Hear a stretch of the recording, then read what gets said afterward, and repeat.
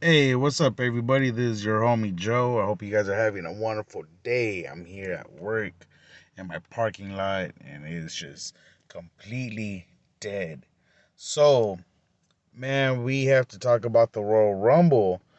Man, first of all, for only having 5 matches, that pay per view seemed long, seemed real long, but overall, I thought it was a great. I don't know if Vince McMahon was there.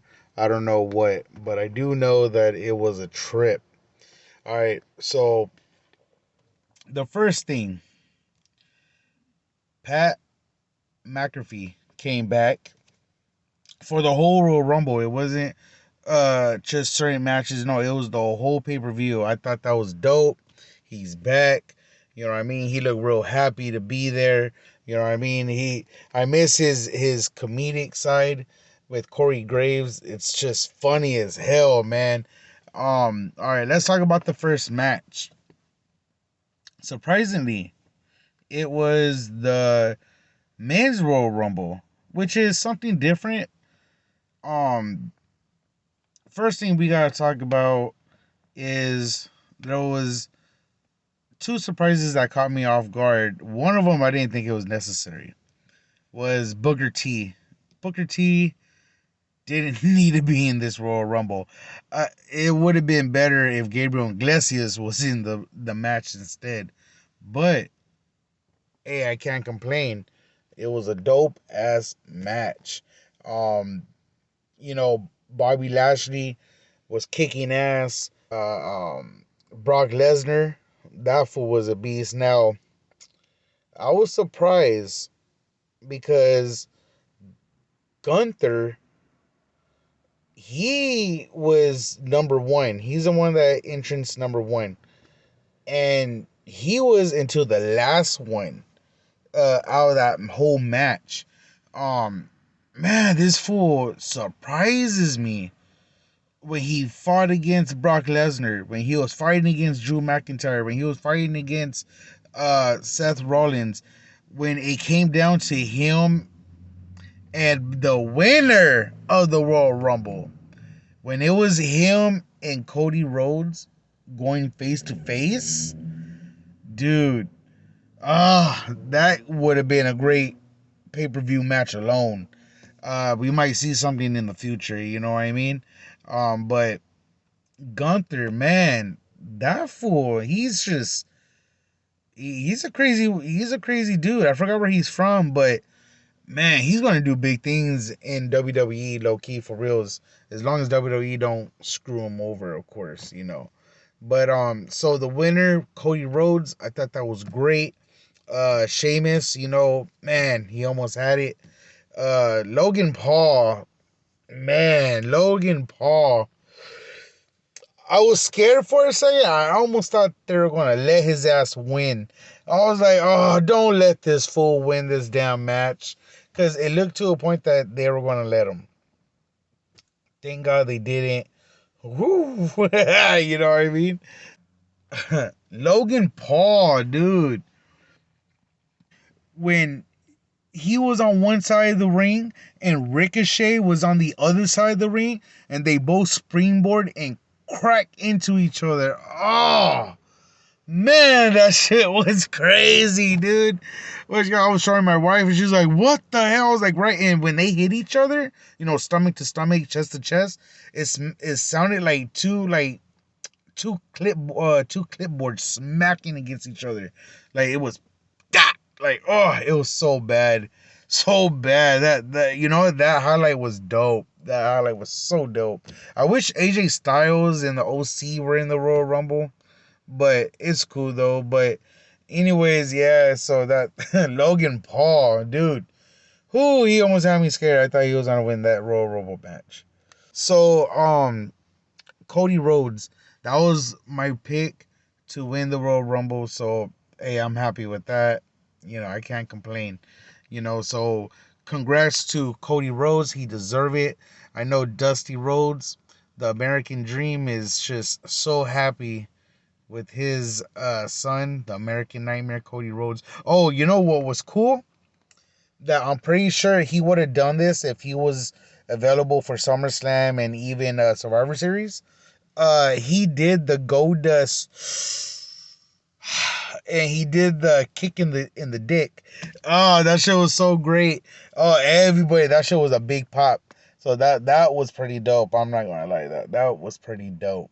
Um, let's go into the second match. I didn't expect this to be the way it was. The Bray Wyatt versus LA Knight. I really didn't think that match was going to be neon colors, neon paint.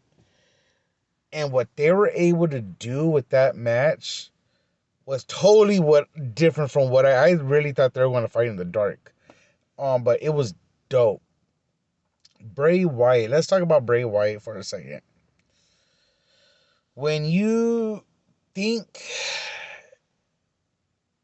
he cannot surprise you with the characters that he comes up with, he does. Check out this paint. Check out how the way he looks. I mean, he was the Edo Rhodes with this, hillbilly Duck Dynasty type thing, meets Charles Manson type thing. It was just crazy. And then, he's the Fiend and now Uncle Howdy and all that. And you know what?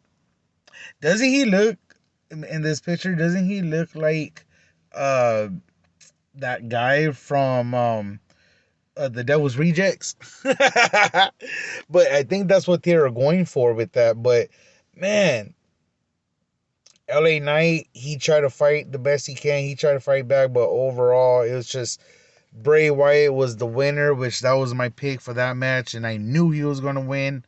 Uncle Howdy, he ends up throwing himself off the stage to LA Knight, which I thought that was crazy as hell. You can tell he totally missed that landing. He was way far off, but overall though, it was dope. Bray Wyatt, man, he's been my favorite wrestler ever since he's came into the WWE, ever since NXT. And I mean, he's not Undertaker type presence, but damn, he is close. And man, that makeup that he has, that glow in the dark makeup and everything, that just what a great match. It wasn't great, but it was great for him for what it was. It was supposed to be a pitch black match or some shit like that. And, it was good. It was a good match.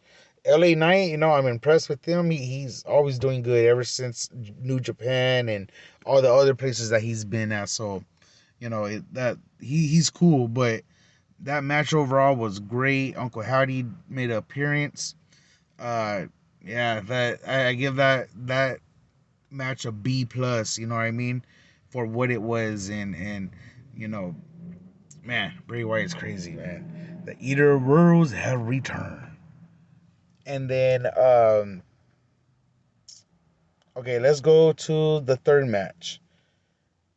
Alexa Bliss versus Bianca Belair. Now, because of Uncle Howdy jumping over the stage over LA Knight, no one didn't know what was going to happen with that. How they're going to, how that storyline is going to work. Because remember, he's been messing with Alexa Bliss.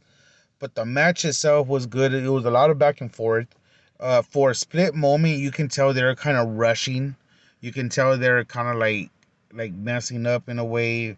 But the man, Alexa Bliss was on fire. She was just kicking Bianca's ass for a minute. But overall, uh, the Fiend didn't interrupt the match at all, or Uncle Howdy.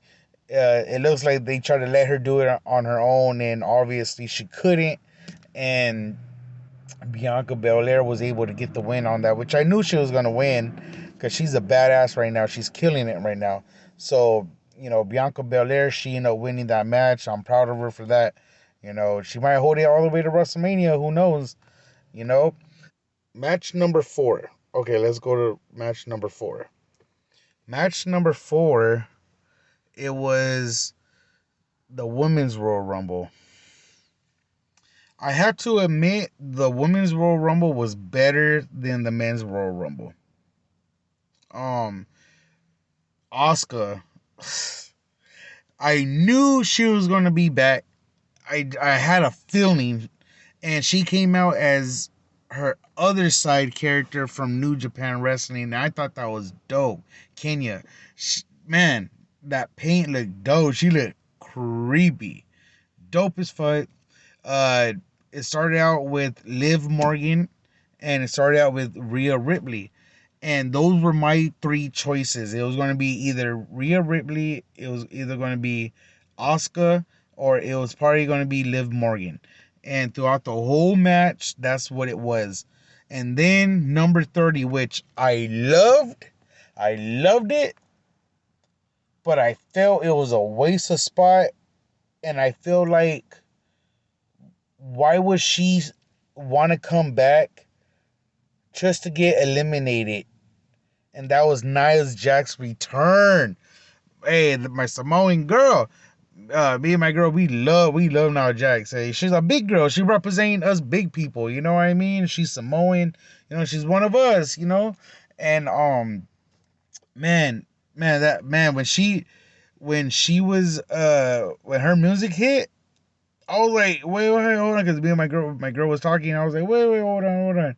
And I saw, and I was like, oh shit, it's Nia Jax. What the hell? Like, I was flipping, I was tripping. We haven't seen her for over a year. So that it just it caught me off guard. That was a great surprise. Michelle McCool, fucking, she's bad. Her and Lacey Evans need to do a match together. That's all I gotta say about that. But overall, Rhea Ripley ends up winning the Royal Rumble. And I'm so glad she won, because honestly, I'm trying to figure out, I'm curious, who's she gonna fight? Which champion? Is she gonna fight Belair, or is she gonna fight Charlotte? Who knows? So, but Rhea Ripley representing the Judgment Day, and she ended up winning. Um, Another thing, for the last final match of the night, man, oh man, oh man, KO Kevin Owens versus the Tribal Chief Roman Reigns. That match was back and forth. It wasn't as good as it should have been. It was short, but it was good. It was really, really good. Um, the surprise of the night, Sami Zayn. He ended up turning his back on Roman Reigns, but it was a good reason though. The the Usos and Solo, they were beating up Kevin Owens after the match was over. They handcuffed him. They just beat his ass. You know what? Like, Sami Zayn was just doing the normal thing. Like, hey, it's cool, fool. Like, niggas about to die. Calm down, fool. You're gonna go jail for murder. And Roman Reigns got pissed off because he was gonna hit him with the chair. Roman Reigns was gonna hit KO with the chair, and Sami Zayn stand in front of him. So Roman Reigns was like, here, you're right. I shouldn't have to hit him. You hit him. This is your test to show your loyalty to the bloodline. And Sami Zayn just whacked him with the chair. And oh man. So this is crazy. So of course Roman Reigns won. So I got all 5 out of 5 matches right, which I'm so glad. I'm so happy. But I have a feeling for WrestleMania, it's going to be the Usos versus Kevin Owens and Sami Zayn for the World Tag Team titles. And I have a feeling they're going to lose. Because, I mean, it would be dumb to do it at Elimination Chamber or Fastlane if they end up doing that pay-per-view. I just don't see the reason for it. So why wouldn't they do it at WrestleMania in that streak? And then Cody Rhodes at WrestleMania in the Tribal Chief reign. Because honestly, who's going to take out Roman Reigns? Cody Rhodes, he came out through an injury, but if if he was still around and that injury never would have happened, where would he fit in the storyline anyways? They got to deal with Sammy. And the only thing that I see is Sammy, the whole Sammy story and the Kevin Owens story.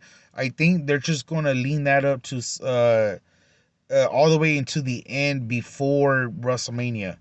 But you got to understand, WrestleMania is 2 nights. It's on a Saturday and a Sunday. So it can play out either or. But as far as Cody Rhodes and Roman Reigns at WrestleMania, that's going to be a weird. I'm curious how they're going to do it on Monday. You know, the road to WrestleMania, and I'm curious how they're going to play this storyline out. But Sami Zayn, man, what the fuck were you thinking, bro? It's always that one white boy that's in the group. You know what I mean? But hey, it is what it is. But that was the review. That's what I thought of the Royal Rumble. It was great this year. Triple H has been just doing it big for us ever since he took over from Vince McMahon. Now that Vince McMahon's trying to come back, I am a little hesitant how things are going to be working out. But so far, so good. So that's my review of this year's 2023 WWE Royal Rumble. I hope you guys enjoyed this video. Leave a like, comment, let me know what you guys thought of the Royal Rumble. And of course, God bless each and every one of you. Deuces.